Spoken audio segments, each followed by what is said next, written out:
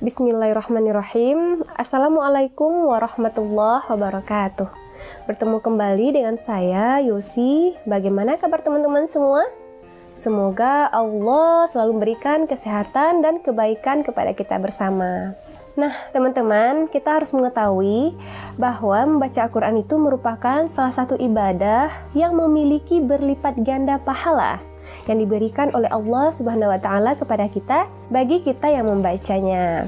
Nah, bayangkan satu huruf ayat Al-Quran yang kita baca, kita bakal mendapatkan pahala 10 kebaikan.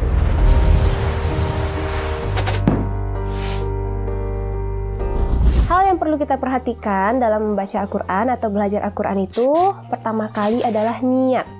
Apakah kita benar-benar ingin belajar? Apakah sekedar ikut-ikutan atau bagaimana gitu. Jadi teman-teman, luruskan niat kita dulu dan diiringi dengan komitmen dalam belajar membaca Al-Quran gitu, atau mempelajari Al-Quran sesuai dengan hadisnya, innamal a'malu binniyat. Sesungguhnya semua ibadah itu tergantung pada niat kita.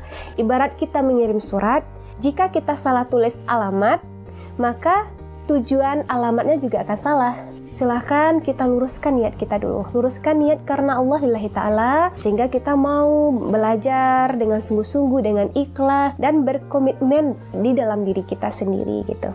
Baru lanjut kita proses dalam belajar membaca Al-Quran. Nah, dari mana mulainya? Yang pertama kali yaitu kita harus mengenali huruf-huruf hijaiyah. Mengenali huruf-huruf hijaiyah dalam Al-Quran.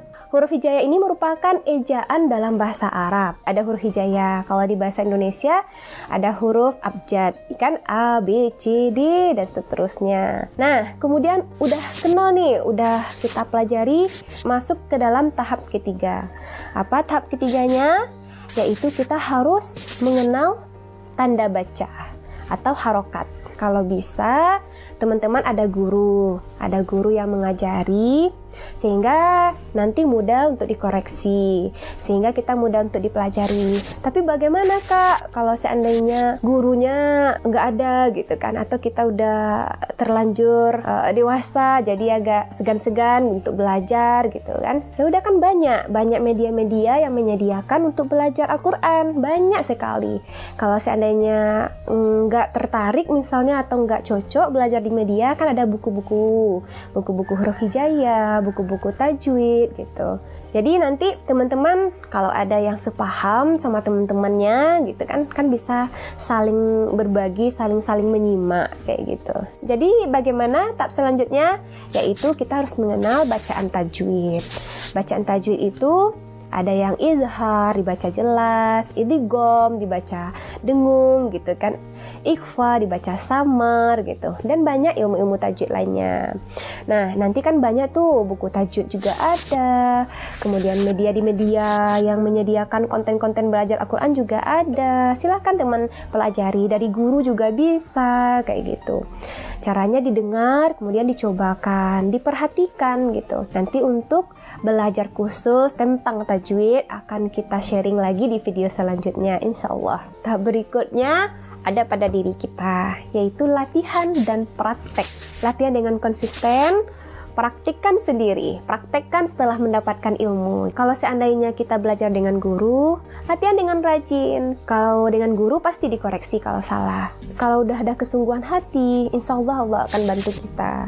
Kalau nggak ada guru untuk mengkoreksi, kan ada teman, ada saudara gitu. Pelajari, kemudian kita baca, kemudian kita dengar ayat yang sama, kan kita bisa koreksi tuh dari bacaan orang yang lebih mahir daripada kita gitu.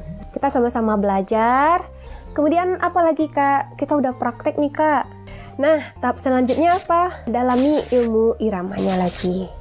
Bagi teman-teman yang juga belum lancar mengajinya juga nggak apa-apa.